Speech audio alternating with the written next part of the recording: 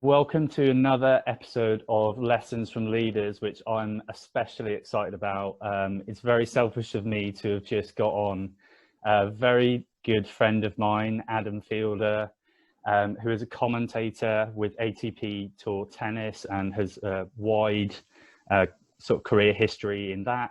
And my Apex mental skills partner in crime, Henry Manning. And what we're going to be doing is just talking to Ad about his experience of being commentator and also the obvious vantage point that he has from the commentary box, or at the moment from absolutely miles away in the comfort of his own home, on mental skills and psychology of the athletes that he works with. So Ad, hello, how are you doing? How is everything going? I know you've got a busy time on at the moment with French Open coming up. How are you doing?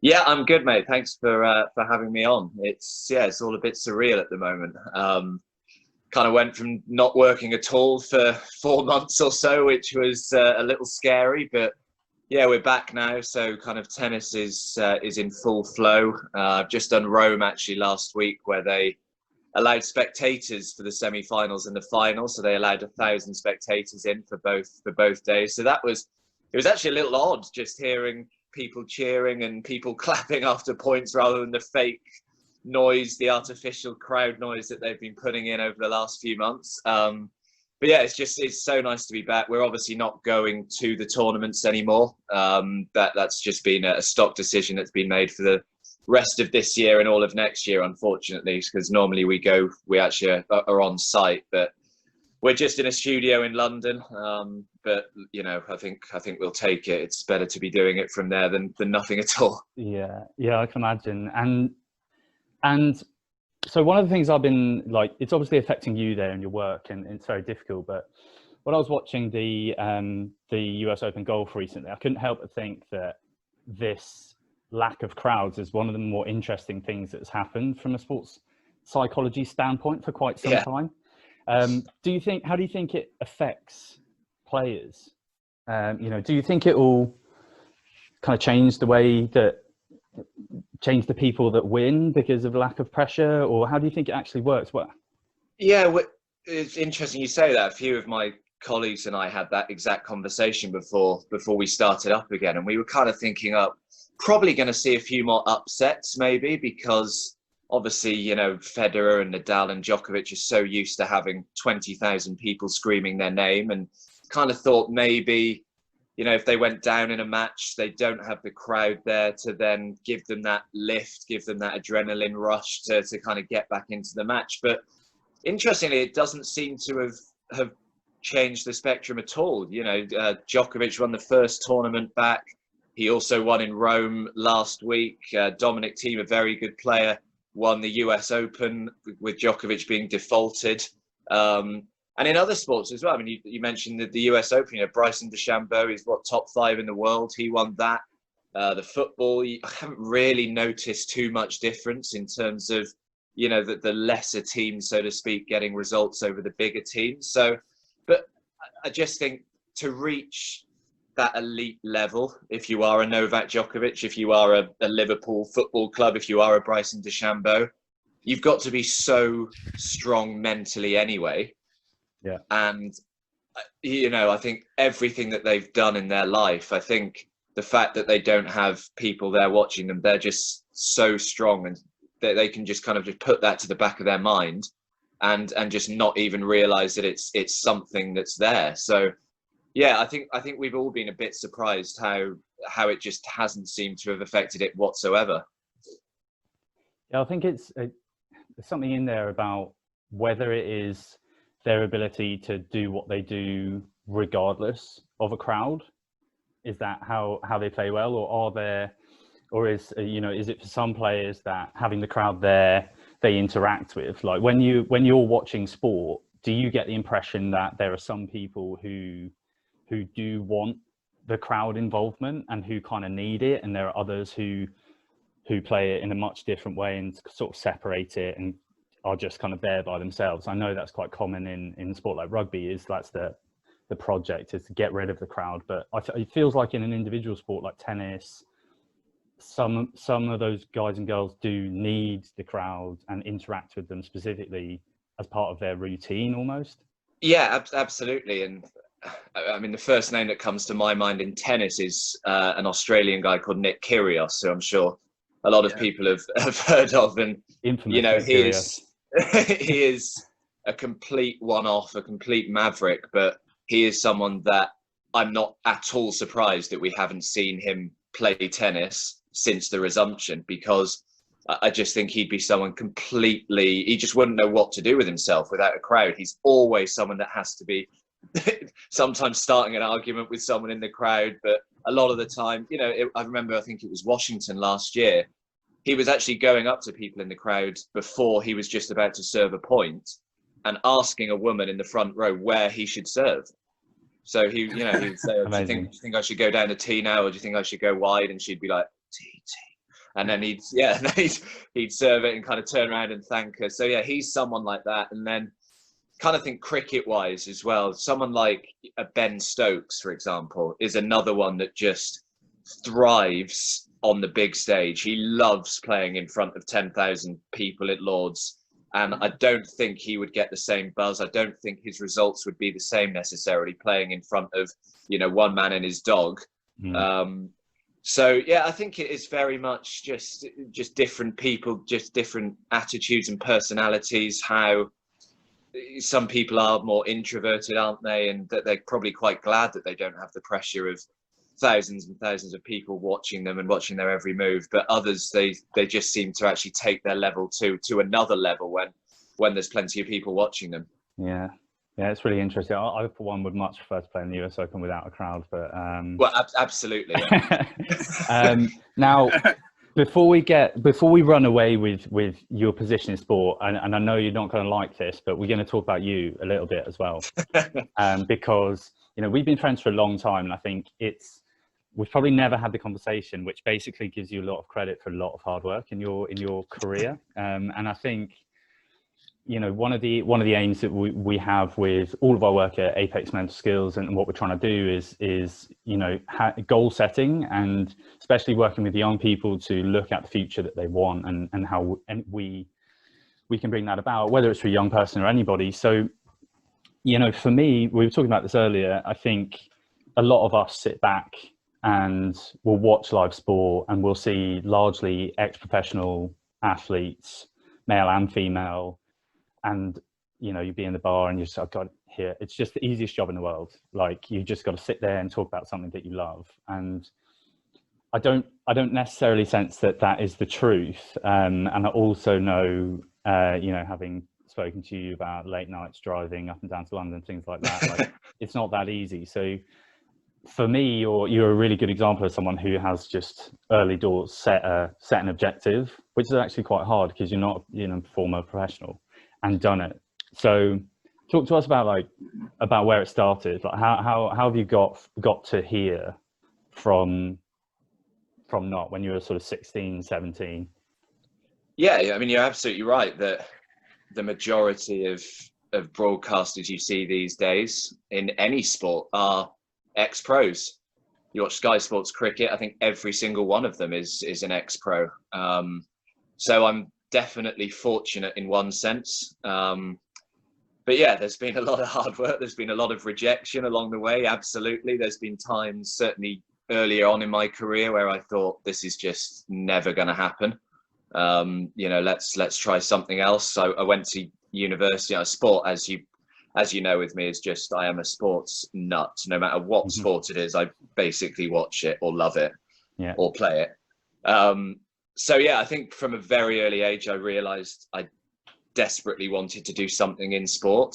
So I went and did broadcast journalism at university, left there and was offered a commentary job. It was essentially doing an Ecuadorian football match kind of once every other week at 4 o'clock in the morning for about £20. Right. And living in Bristol, I would literally make a loss by the time I'd driven down there, my petrol and everything like that, and then driven back. But I think it's so important that you've got to start from the bottom. You've got to put the hard yards in, just like any job. You can't expect to to just walk into commentary and immediately be on Match of the Day or whatever it might be. And I think that is a large problem these days, is that people do just expect to, no one wants to fight for anything anymore. No one wants to work hard for anything. They just expect to, oh, well, I've got a degree. I should basically just go in and go pretty much to the top and off we go. So yeah, don't get me wrong. I've had a lot of luck, and which I think you need in any position really, being offered jobs at the right time, or someone getting ill and, they then kind of contact you and I'm able to fill in. But also in a way you do make your own luck, because I literally must have sent, I dread to think how many emails I must have sent when I was younger, when I was 22, 23 out of university, and emailing people and then either not getting a response or, oh, sorry, you're not very experienced, contacted us in a few years. And I'm kind of thinking, well, how am I going to get experience if no one's going to offer me a job? Right. And then, one of my good friends now at work, a guy called Pete Hodges, who's another tennis commentator mainly. He has been great for me. He kind of put me in touch with various people, and then one tournament, I think it was Queen's in about 2016, someone got ill, and I'd emailed the company a week before asking if there was anything. And they said, oh, as luck would have it, we've had someone that's ill. Can you come in and fill in? So I went in, and fortunately they liked me. And they're kind of one of my biggest companies I work for now. So, and then, once you get in at a certain company, kind of word spreads, kind of word of mouth in my job. So, they kind of recommend you to someone else, and then it goes from there. So, yeah, it's been a long road, but I'm very glad that I stuck with it. Yeah. How many years were you knocking around doing the kind of, I can't remember what you were doing, like betting commentary and radio stuff and anything really, right? Yeah, so a lot of, as I said, the football matches I did some very kind of low ranked tennis tournaments and various things like that. It must have been probably for 2 or 3 years, maybe something like that. Because I remember I got to 25, 26. So I'd been out of uni about 3-4 years, and I was actively looking for other jobs because I just wasn't getting anywhere. And I just thought, I cannot continue like this. I was probably working like 5 days a month or something like that. So this is just absurd. But it is such a hard industry to break into. You ask so many kids when they're at school, oh, would you like to be a football commentator? Would you like to be a tennis commentator when you grow up? A large majority of them would probably say yes. So, there's a lot of competition. And as I said, I've definitely got a little bit of luck along the way, but I also like to think that my kind of hard work and the hours that I put in when I was younger, working at horrible hours for no money at all has kind of paid off. So yeah. And I guess the nice thing as well is in your industry, at least, all of your hard work is visible, or people can hear it, so you are cumulatively building up kind of a portfolio of your work that everyone can see. It's pretty transparent. Yeah, absolutely. I mean, no one's really asked for a CV in my industry. You're kind of asked for a show reel instead. So, obviously, the more kind of stuff you do, and also I think it's important to have a variety of sports and interests, because so many, football is the biggest sport in the UK, and every man pretty much would love to be a football commentator. So I think it's so important, like me now in tennis. Tennis is obviously a big sport, but it's nowhere near as big as football. So I think if you can find a niche, I mean, Don, that I do some basketball as well, which snooker, which is pretty niche. There's not too many people in the UK, especially that really kind of focus on basketball. So yeah, I think it's important if you can find a bit of a niche area and a sport or an interest that perhaps 90% of the population aren't that bothered in, or it definitely gives you a bigger advantage. Yeah, definitely. Yeah, you remind me of when you I think you were commentating for the snooker. And I remember thinking he must be one of the youngest ever commentators who wants to commentate on snooker. But it's great. You're so right though. Like picking a niche and really trying to make yourself different it's so important. Yeah. Yeah, it really is. Just going back to the snooker, I think I followed the 89-year-old Clive Everton out of the commentary box. God bless him. So, it's amazing, but it's funny, but it's so it's such a good like lesson in there. Yeah. I think I think your master, like, what's the quote is that, ultimately if you spend enough time doing something, there's always someone who's going to pay for your expertise. And that the Gary Player quote, wasn't it? The more I practice, the luckier I get, and it's kind of pretty apt to what's happened to me over the last 10 years or so. But the key thing there, though, and this is what I want to just take you back to, is you've been served up multiple opportunities to quit, like personally, and that's really the difference here. Is it's resilience, right? In those sort of darker moments when you were thinking, oh, I don't know, why didn't you quit? Oh, that's a good question. Like, was it? Well, I'll let you answer it, and then. Yeah, I think I was just so determined. I put in so much work. Obviously, I'd done a degree in it. I then spent 3 years or 3 or 4 years trying to succeed in it. And I think probably a large part of it was in the back of my mind. I was thinking, well, if I give up now, what a complete waste of time. The last 7-8 years, the thousands of pounds of debt that I was in from university, and and I ultimately would have had absolutely nothing to show for it. And I suppose another part of it, I was kind of also thinking, well, what on earth would I go and do? Because I had spent all my life pretty much thinking, well, I'm going to work in sport. I'm going to be a commentator.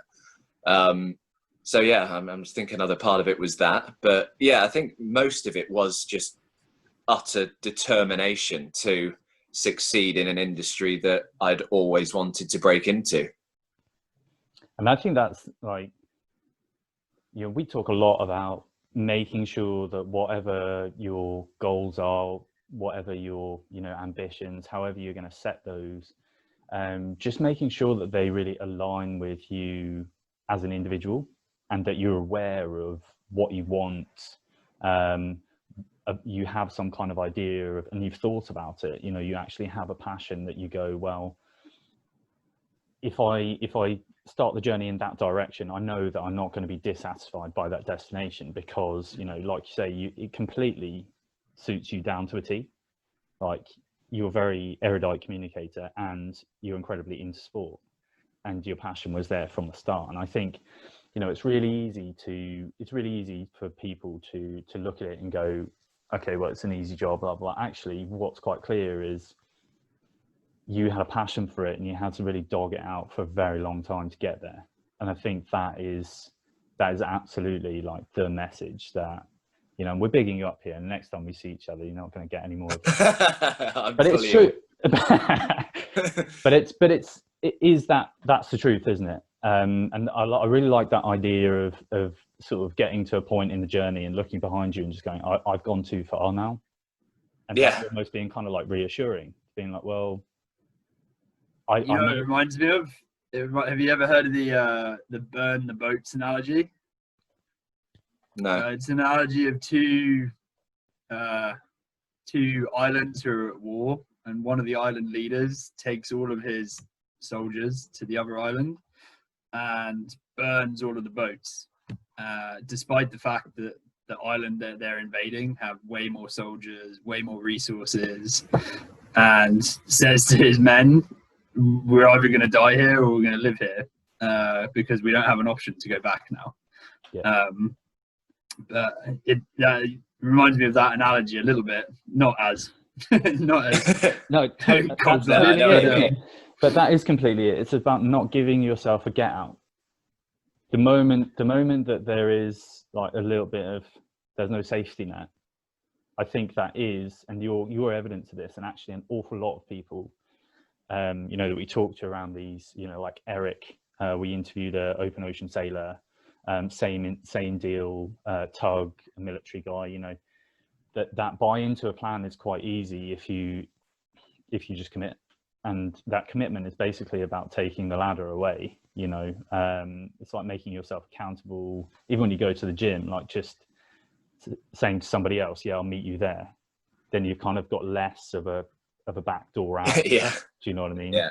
So, and that's the important thing about these goals and dreams is like, firstly, like you said, there's grit and there's determination, and there's just a flat out dog, being in the car at 4 a.m, thinking, what on earth am I doing? And then getting up the next day and saying, well, I'm going to do it again. And that I think is probably a disposition that you can say is based on just like a deep actual desire. That's the important thing to say. You've got to want it like deeply. I think a lot of people might want to be a commentator because it's a cool job to have, or it would look good. But I think it's safe to say that a lot of the motivation that got you there was, it's really what you wanted in the first place, and you had that idea from a very young age. But then there's this like, I've gone too far now.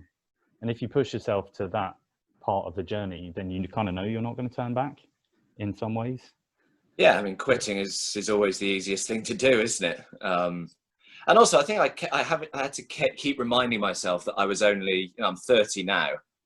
I'm not that old in terms of, when I turn up on a Tuesday, Wednesday, Thursdays, I do a lot of the Champions League and Europa League football as well for the World Feed, it's called, which basically means any country in the world that takes English commentary, they will use kind of us guys from London. So I remember the first time I walked in there, and I was just kind of in awe because I was surrounded by people like Martin Tyler and Guy Mowbray from Match of the Day, and people like this who I'd looked up to for the last however many years. And I kind of looked around the room and I thought, wow, I'm the youngest here by maybe 10, 15 years. And it kind of then the penny dropped. I was like, okay, I'm not doing too badly at the moment. So yeah, that was quite a nice feeling. Interesting. Yeah. And I remember speaking with an older sports psychologist a few years ago, and she was saying to me, her belief is that for anything it takes anywhere from, she was saying, 3 to 4 years to get to 90% of your potential if you're working hard at something. Right. Which a lot of people don't get to that point. But as you said, it takes another 3 to 4 years after that with she's talking about young athletes, but looking at a young athlete and saying, could this person turn professional, like really elite, going that extra 10%. And I guess you're kind of in that phase of things now. It's, you did your 3 to 4 years of pounding the pavement and working at this dream, and then the next period of time is getting to be exceptionally good in your role. Yeah, hopefully. And also, I mean, just going back to a point you made earlier, Tom, about, I think a lot of people do think, oh, he's a commentator, I mean, it's the easiest job in the world, he just speaks about sport and that's about it. And it was actually really interesting on Twitter, I think it was the other day, a guy called Brian Swanson, who works for Sky Sports News. He actually put out a tweet which included all of the directors' feedback, directors' talk back into his ears during a live Sky Sports News bulletin. And I think that is a side that a lot of people don't see. Yeah. So especially for me, so I am what's called a lead commentator. So I'm the kind of play-by-play guy, and then I normally have a pundit, an ex-pro next to me who will be there obviously to analyze the point or analyze the pattern of play, whatever that has happened. So for me, I kind of have to bring us on air. I have to take us off air. If we get rain, I have to try and fill. You know, in Rome last week, we had a power cut. All the lights went out at 9 o'clock at night during a match. And obviously then everyone is just panicking. Whereas I have to then just think of questions after question after question to ask the person I'm working with. And then, yeah, it's like at the end of the show, you kind of what people don't hear is what's going on in my ears. So, you know, I'm not only having to try and have a conversation with whoever's next to me or inform the viewers about what has happened today, but I'm also getting my ears, you know, okay, Adam, you've got 20 seconds to stop talking. 19, 18, 17. So in my head, I'm not only having to think of what I'm saying, I'm also thinking, okay, right, I've got 10 seconds to stop talking, say goodbye, and make sure we get off air in time. And I think that is definitely a part of my job that no one actually understands happens. Yeah, I remember doing I remember doing a demonstration in a workshop about active listening. So really focusing in on what someone's saying, like the skill, the real skill, communication skill of properly engaging with what someone says. And it's just a really simple exercise. You have someone talking face to face and someone talking in their ear. Right. And it demonstrates how truly our brain cannot work that out without a lot of practice.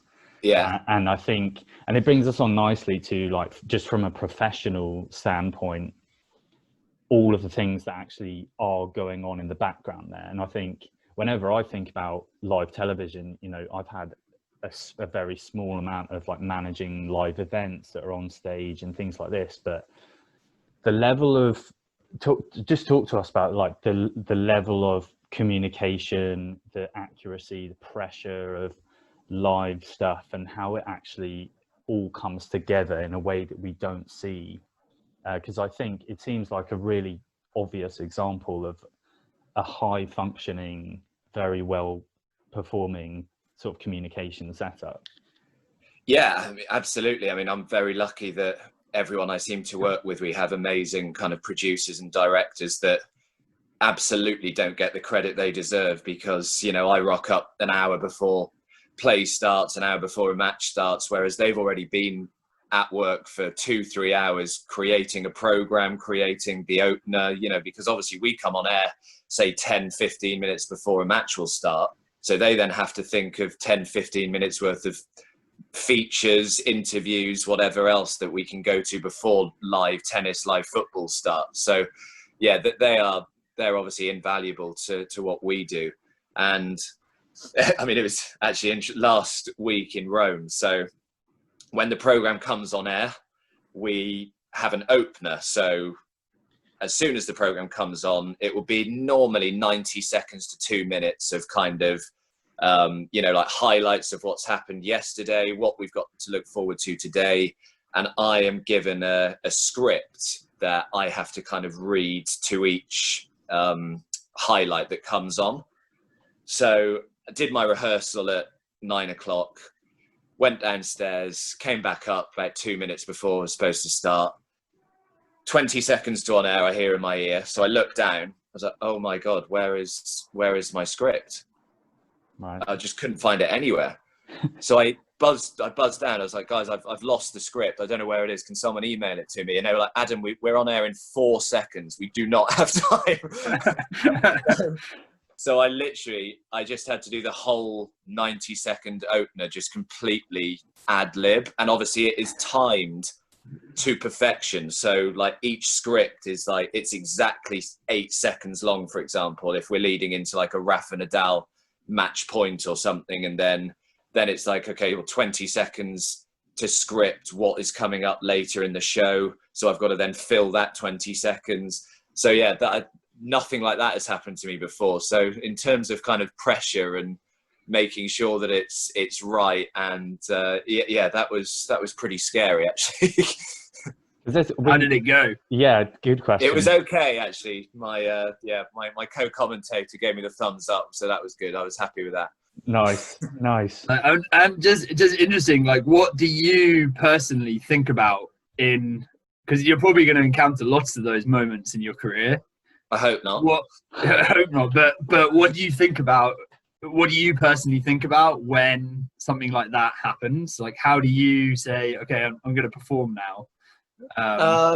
Yeah, I mean, I'm pretty late anyway. You know, I don't let too much kind of get on top of me. So at that moment, I just thought, well, I've done the rehearsal, so I kind of knew what was coming and when it was coming.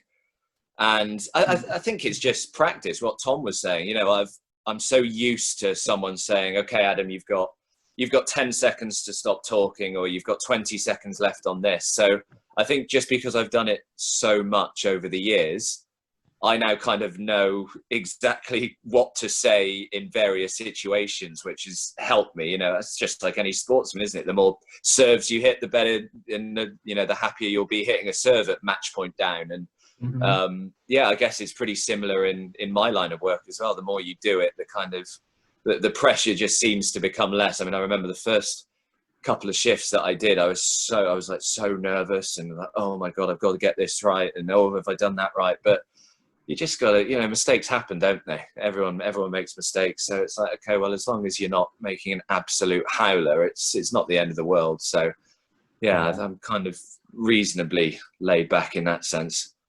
Yeah, I like that. I think that's really important to really work at being relaxed under pressure. And I mean, you see it, I mean, on the front end, looking at athletes as well, you see these kind of things happen all the time. And I would say my personal experience working with junior athletes, that ability to relax on command and just go, as you said, go with the flow in a moment, even when things aren't really scripted or have gone off kilter somewhat. You see it again and again, I think, with people at these who have a lot of skill and who are striving to be very good at something. Yeah, definitely. I mean, even a few days ago, we did Novak Djokovic. His semi-final match was against a young Norwegian guy called Casper Ruud. His dad was a good tennis player as well. He got to about 30 in the world. But it's incredible the number of times when Djokovic is under pressure or he's facing a break point or whatever it might be, he suddenly just finds his best level of the match. So I think there was 4 times in the space of about 15 minutes when Djokovic was facing break point or set point. And 3 of the 4 times he hit a clean ace to save 3 of the 4. And the other one, he found like a 200-kilometer-an-hour first serve that clipped the line that Casper Ruud kind of just about managed to get back. And it was just an easy forehand put away. And I actually said at the time, I was like, how many times over the years have you seen Djokovic, Federer, Nadal, whoever it might be, when they need to find a certain serve, a certain shot, or they're facing a moment of adversity, all of a sudden it's just like, okay, well, I'm not going to bow down to pressure. I can find my best stuff whenever I want, and they do. It's amazing. Yeah, I think it seems like it's incredible. We did a public speaking workshop recently, and it's resonating so much with what you're talking about there. Is just the reality that the best way to prepare for pressure is to be in it over and over again. Yeah. And it's again what Tug Hartley, the combat medic we spoke to, said about this is there's just no substitute for doing it. And I think what we try and do a lot is talk about practicing under pressure as well. So you'd have an athlete and you'd go instead of if there's a rugby training session at the under 16s, you'd do it, you wrap it up, and that would be that. Whereas if you're at an England training session, the goal kicker needs to kick a goal before everyone can leave, with everyone watching. So there's this idea that actually the more you can replicate pressure, the more you can just be in it. Like, we'd say public speaking, or just take the opportunity, whether it's to like put your hand up in a seminar and ask a question or do something like that. Just kind of like get in that situation and feel comfortable in it. Because ultimately, I guess on the other side of that Novak Djokovic comfort with pressure is someone who's also under pressure, right? Jasper Ruud is his name. Casper. Yeah. He's sitting there thinking, geez, I've got Novak Djokovic on the ropes. Yeah. This is my moment. But there's only one of them who's been in that moment over and over again, who's going to be able to say, I'm a bit more comfortable with it, and actually just deliver what they need to deliver without the impact of the pressure. It's so fascinating. Yeah. And it's like, it always reminds me of the England football team and penalty shootouts. Yeah. Because so many people keep saying, oh, you can't practice penalties. Well, you can, and you can also practice them, as you've just said, put some pressure on it. You know, they're all millionaires. The next whoever misses has to pay, you know, a certain amount of money to everyone. Just put a little bit of something extra on, rather than just penalty. Yeah, let's just go smack it as hard as I can, see what happens. You've got to try and replicate in training the scenarios that you find yourselves in matches. Of course, you're still not going to be under as much pressure, you know, having a penalty in training as you are in front of 90,000 people in a World Cup semi-final. But if you can try and just put some pressure on it, albeit perhaps not that much, but at least a little bit, it does kind of, you know, it definitely will have some kind of impact in the long run, you would think. Yeah. 100%, and it reminds me of watching that Michael Jordan documentary recently. Oh yeah, and how obsessive he was and is, like just having to gamble on the golf course. And you kind of sense that with a guy like that, or with, you know, any male female athlete, who they actually might sort of get a taste for it and kind of need it to perform, and kind of need the sensation of like being under the spotlight and doing it. And that's why I think you do get a lot of professional athletes that do a lot of other things where they invite pressure onto themselves, you know. And I think, it's just so interesting. But one of the things that you said there, which was interesting, is something we talk about a lot, which is self-talk, right? And your process of that moment. I mean, of you not having your script, I think it's fair to say would fill most people with like a deep and almost physical sense of dread. But the way that you were talking to yourself there, it actually is really important, and I wanted to pick you up on it. It's the reality check of the situation, where you were saying, you know, I have prepared, I've done this before, it is what it is. To have that kind of thinking under that level of pressure is actually like, it's very elite. And the ability just to go, I think everyone else would go, God, this is going to be a massive disaster, and you just tank negatively. You know, I've done it. I've gone on stage and got stage fright and not been able to get my words out. And there's a very interesting difference. But your thought process there was what? You know, inside your head at that moment, what's happening? I guess, to be fair, it probably helped that I had 5 seconds to think about it. I think it probably would have been worse if I'd had, you know, a couple of minutes to think, oh my God, what am I going to... So you really do just have to just think, okay, well, I've just got to do this. And yeah, as you say, I'd done my rehearsal half an hour beforehand, so I knew what was coming.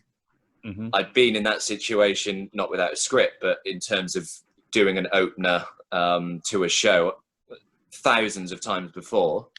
Yeah. So yeah, I think so many people these days, all they think of is what's the worst that could happen.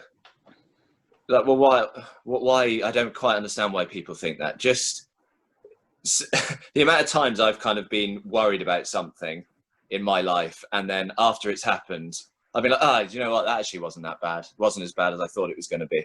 And I think everyone would think that. You know, if you go into an interview, you're dreading it before it happens. And then afterwards, more often than not, okay, I'm sure everyone's had a bit of a disaster every now and then, but more often than not, it's like, oh, that was absolutely fine. And I think over the years, I've just learned that it's going to be all right. And okay, if I stumbled over a few words or whatever, then it's, in the grand scheme of things, it's not the end of the world. You know, we can all kind of have a bit of a laugh about what happened, and I lost my script, and I think it's so important just to, I know it's easier said than done, but if you can just relax and just not worry about the consequences, and just think, you know what, chances are it is all going to be okay in the end. I think, it would help a lot more people out if they could think like that. Yeah. Well, as you said, it makes so much sense, and everyone knows this information, right? It's when the heat comes on, what happens.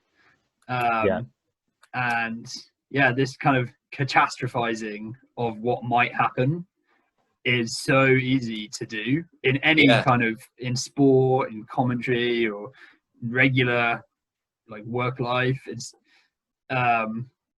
yeah, really, really interesting that you kind of have landed on this thought process that actually is, as Tom was saying, it is really, it's kind of the stuff that we try and teach actually, is in one of our workshops, is that what you said kind of matches perfectly with our self-talk. It's also another thing that we're drawing on here from the public speaking workshop we did recently is the reality that I think the actual reality that the consequences just aren't that heavy. I think the catastrophizing, that's the tendency, but it's also worth like looking at the reality and saying, well, we have this tendency as humans to really think that people care about what we're doing a lot more than is true. You're right. We all sit there in our own minds with the world revolving around us, thinking, God, if I mess up a word, everyone's going to notice. People are going to care. But probably, when you're doing a speech, for example, public speaking, 60-70% of people in the room probably aren't even really at that moment listening to what you're saying. And they certainly aren't going to be thinking about how you fluffed your lines like half an hour afterwards, because they're already thinking, well, what am I going to get for dinner on the way home, or these sorts of things. So I think there's that nice blend that you've got there of, you've got to be supportive of yourself, right? There's just no point. So actually saying there's the kind of, I can do this kind of self-talk, which is, I've been here before, I've got the data, I've got the, and being good about that, but also, knowing your reality, which is like one of the principles of self-talk, that we just like really, the consequences that you're worried about, are they for real or are they not? Which I think is another big part of the process. Like you said, you're going to have a laugh about it, whatever, but ultimately, and this is the truth really about, your situation there, the more times it happens, the less it's going to bother you, and the less it's going to sting. That's the same with Novak Djokovic smashing that serve when he really needs it, just down the line, you being in that position and just knowing, what's the worst that can happen, basically, is just like a very actually valuable, it's super interesting. And what I guess also kind of just getting out of your own way in those moments and just trusting what you have practiced and done, and not overthinking it. Which I think would be a tendency for a lot of people to go down there. It's about external consequences versus internal ones. I think, if you really don't care what is gonna how people are going to take it, or that you're going to personally be fine, if you can build that around you and just say, well, I've got to deal with the consequences of this personally, and I don't really think they're that huge for me, and I don't worry about what other people think, then I'm kind of all right. But it's easier said than done, let's be clear. Very much that. so. And that is, that's the bulk of the work of what we're doing. And I think it's easy to say it as nearly 30-year-olds, all of us. But it's why we work with young people as young as 14 on this stuff, because you have to have the miles on the clock to kind of come to this realization, I think. But it doesn't make it any less true. It's just about trying to get ahead of the learning by experience and do some learning like in theory and really engaging with the idea. Okay, so we've got about 15 minutes left, and we barely touched on the front row seat that you have. And it is really fascinating, the link that goes from the athletes you observe to the job that you do, and into your own mindset, and it makes it kind of quite obvious why the two go together. But when you think about like all of the sport that you've observed, and athletes you've observed in person rather than just from within a commentary box, what do you think, well, what would you identify as like the sort of the differences there in psychology? Right, I think it's quite easy to say we know why athletes are good technically and physically. They do a lot of work there, and some of them will work with psychologists, others not. But are there sort of trends, patterns, even across the different sports, like in basketball or snooker, where you would go, you know, that player, you just know the mental game is there, and why that might be? Yeah, I mean, the first example that comes into my head in terms of how a sports psychologist has probably saved his life, actually, is Ronnie O'Sullivan, the snooker player, because he worked with a chap who I'm sure you're aware of called Dr. Steve Peters, who has worked with a lot of elite athletes. And when Ronnie was younger, I mean, he comes from a pretty hard background in terms of, I think both his parents are in prison, and you know, he'd be the first to admit, I think he's had addictions. He's had a pretty rough time of things, along his life. And he was someone that was really, really struggling, not just on the snooker table with his mental game. Yeah, I remember one match, I think he was 4-1 down to Stephen Hendry in a 1st to 7 or something. And he just got up, shook Stephen Hendry's hand and walked out. And afterwards, he just said, I couldn't see a way out. You know, I just wanted to get out of that room. And he has, I think, openly said that Dr. Steve Peters saved his life, because the skills and the thought processes that Steve Peters was able to instill into Ronnie has meant that, well, I mean, he's just won another world title a few months ago. Yeah. You know, his sixth world championship. And I think if you'd have said to Ronnie 10 years ago, 15 years ago, do you think you'll still be playing when you're 45 or however old he is? He would have said, absolutely not. Yeah. Yeah, I couldn't think of anything worse, he probably would have said. Yeah. And actually, one thing that Dr. Steve Peters has got Ronnie doing is running. And Ronnie is now obsessed with running, because he just said it's that one area away from snooker that he is just able to go out by himself, clear his head completely. And yeah, he just said it's completely revolutionized his life. So I think for me, that's probably the most interesting case for how a sports psychologist has completely changed the mindset of one particular individual. How would you observe, just as a commentator or a fan, his kind of behavior and what's changed from old Ronnie to new Ronnie in terms of? Firstly, I think he's just a lot more content off the table. Right.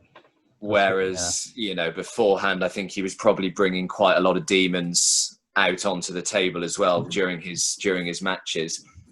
Also, I think he's made him a lot more patient. You know, snooker can be pretty taxing, I'd imagine, at times. If you're playing someone like Peter Ebdon, for example, who is, you know, the slowest snooker player ever to have lived, and you've got Ronnie, who just loves to quickly get up and clear a table. You know, there was a few cases where you could just see the camera would pan on Ronnie sat in his seat, and he would just be thinking, I am losing the will to live here. Whereas now, yeah, I think, I don't know what techniques, obviously, Steve Peters has used. That's kind of beyond my pay grade, but he's obviously taught him something to maybe focus on when he's just sat in that chair, or just to kind of maybe think about something completely different apart from snooker when he's not at the table, when his opponent's playing. And I mean, it's quite remarkable, actually, the difference that he's made. And is it something that you can like physically observe in him just do it, like sitting, or him playing? And yeah, I think you definitely can. Even in his post-match interviews, he used to be a bit of an idiot, really. You know, I think if you were an interviewer and you said, "Oh, you've got to interview Ronnie O'Sullivan after the match," you'd be thinking, "Oh my God, like what is going to happen here?" Whereas now, also, I think it's a maturity thing as well. You know, he's mid-40s now, so you kind of like to think that what we were speaking about earlier, actually, you know, the fact that he's been in that situation thousands and thousands of times before, he kind of knows now, hopefully, how to deal with it and what works for him, what doesn't.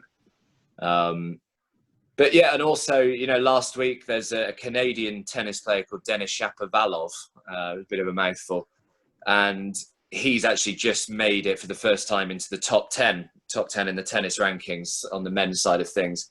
And he's completely attributed it to hiring a sports psychologist right at the start of the year.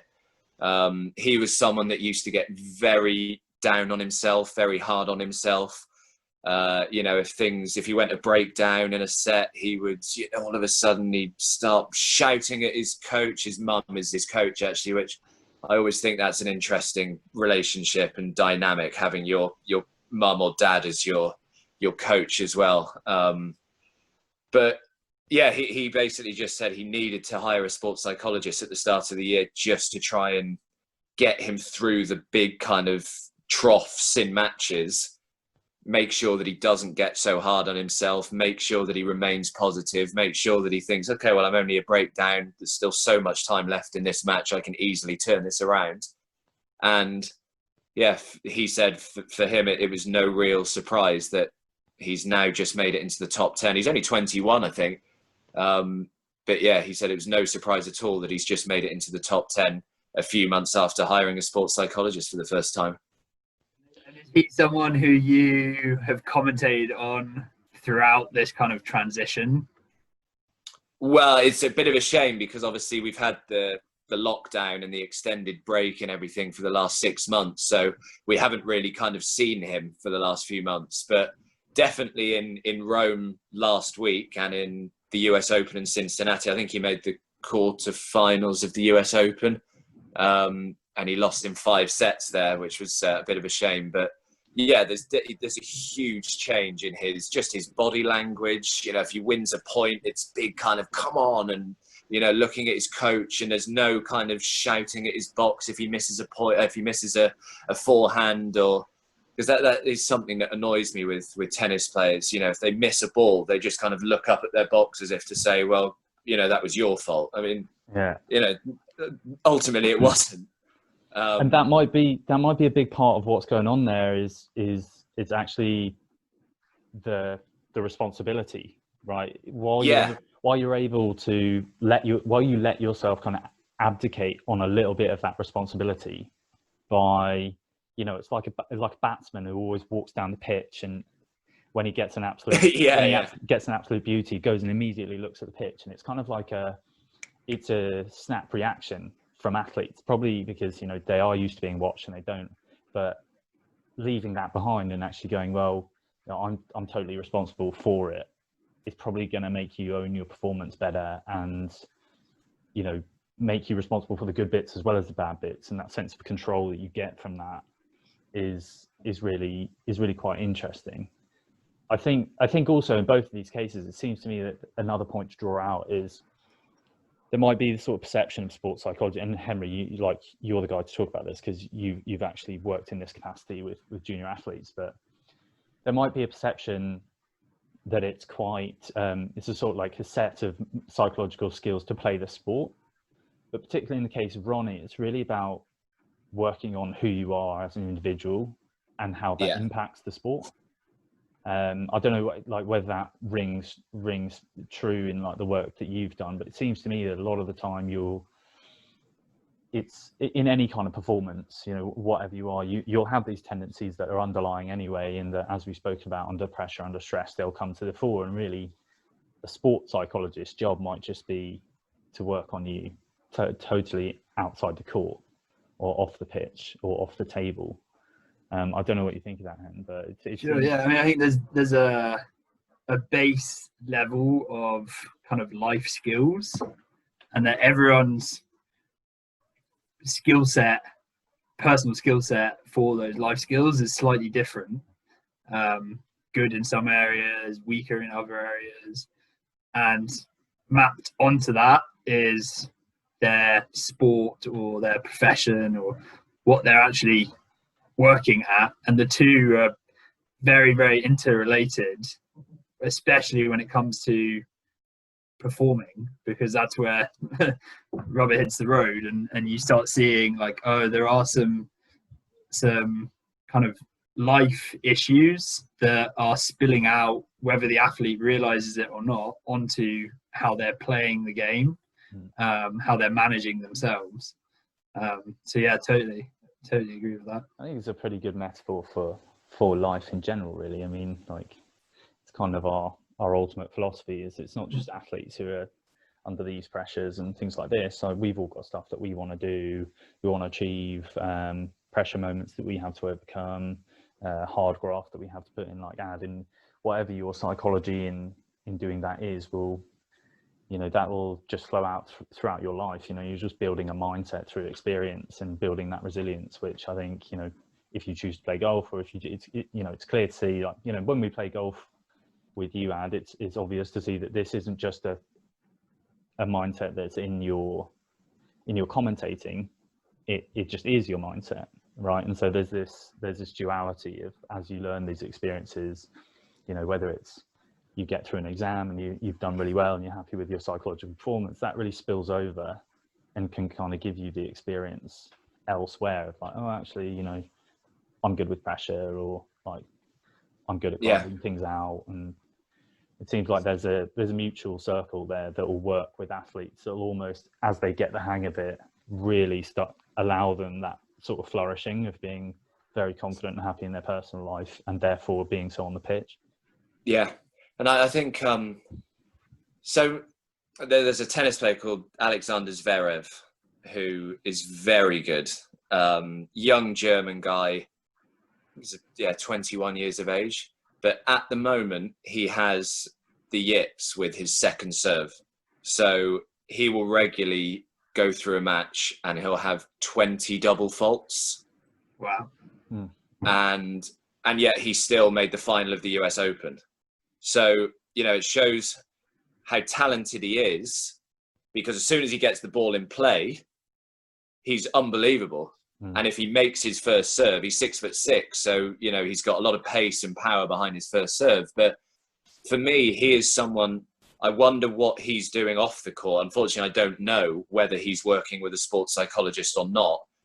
But for me, that is not something technical that is going wrong. That is very much all in his head. Yeah. So, I'd be fascinated. I wish I'd actually spent some time with him during the break down in Nice, and I wish I'd asked him. It's quite hard to broach the subject because it's obviously, you know, it's Talk definitely to me about your second serve. It's definitely in his head, but I wonder whether he's so, you know, a lot of top level sports people are very stubborn, because he will be thinking, well, look, I'm exceptionally talented. I've got to 3 in the world, whatever it is. I don't need help mentally on my game. You know, it's ridiculous. I'm talented enough to fight my way out of this. But it's been going on for about a year now. And yeah, I'd be really interested to know whether he's using a sports psychologist, which I don't think he is. And if he does then choose to use a sports psychologist going forward, it'll be fascinating to see what his serve is like going forward in, you know, 2-3 months' time. Yeah, it's a really interesting point, that, isn't it? Like, you know, we use the equation performance is potential minus interference, right? So Zverev has X potential, there are barriers, that equals his ultimate performance. Yeah. And when that barrier is psychological, like it's clearly not technical, you've got to think, well, there are just going to be some people and some athletes with I think what you would call a bit of a fixed mindset, which is like, I'm just X good, I can do this, it'll happen. Or a growth mindset of being, there's probably some stuff that I could do better here, even though I am excellent. And they might be psychological things, they might be technical things, but always wanting to get better is what they always say about, like, the real champions, right? Like, there's the humility of going, you know, it's amazing how often really great athletes come up and say immediately what they weren't happy about and what they want to change. Like, it's, you know, and I guess it's that thing of when you're standing still in any department, it's not great, not least for a sort of an elite performer like that. Yeah, and it's amazing. I think it shows when you overthink things. At the US Open, Zverev served more double faults when his second serve was under 100 miles an hour than he did when his second serve was over 100 miles an hour, which makes no sense whatsoever. Well, it shouldn't do, but it kind of suggests that when he hits the second serve and he just thinks, oh, you know what, sod it. You know, I might hit a double fault anyway, so I might as well just hit it as hard as I can. Yeah. He actually makes more of those than when he thinks, right, I really need to make sure this goes in and take all the pace off it. Yeah, I found that quite fascinating as well. Yeah, that really is. So it's sort of outcome avoidance. Yeah. Sort of trying to put it in, which is that like negative motivation for doing something rather than like, you know, like you in the box with your script, like without your script, rather just going, well, you know, nothing to lose, you know. Exactly. Okay, well, I am devastated to have to draw this really awesome chat to a close. We're running out of time, but as ever, we'll finish with a few sort of quick fire questions. Oh, I wasn't warned about this. Yeah, that's why they're called quick fire questions.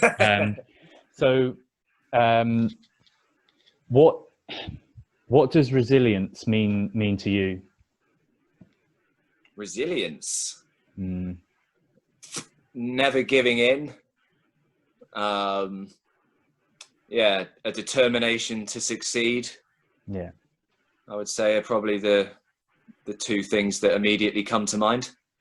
Nice. If you could go back to your 16, 17-year-old self and tell them something, give them some advice. Oh my God. Keep it PC, please. What would you say to 16-year-old young Adam, looking back on your experience and what we talked about? Stay patient would be my main advice. I think.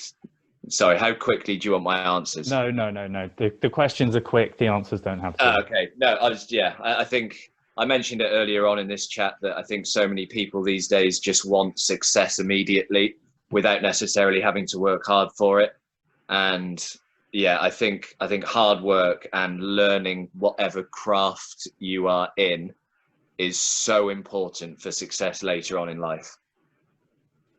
And finally, what's the best piece of advice you've ever been given? Oh my word. Or have heard? I'll give you a get out on that.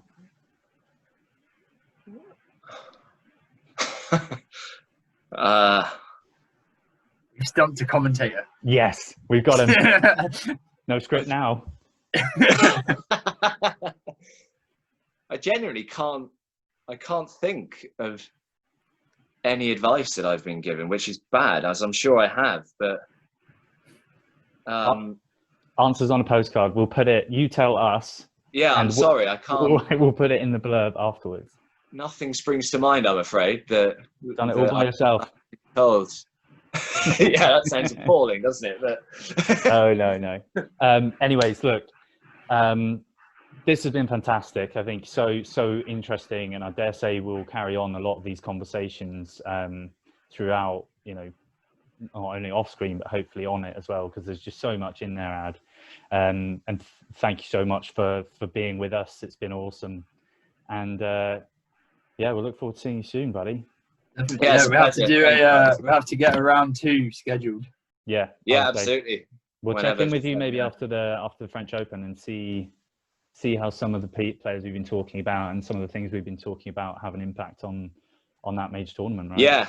Well, the season ends in mid-November, so yeah, there's not actually that much time left. So maybe we could do one kind of late November when everything's wrapped up. Perfect. Awesome. All right. Thanks very much, Ad. All right, sounds good. Cheers, guys. Thanks. Bye. Bye.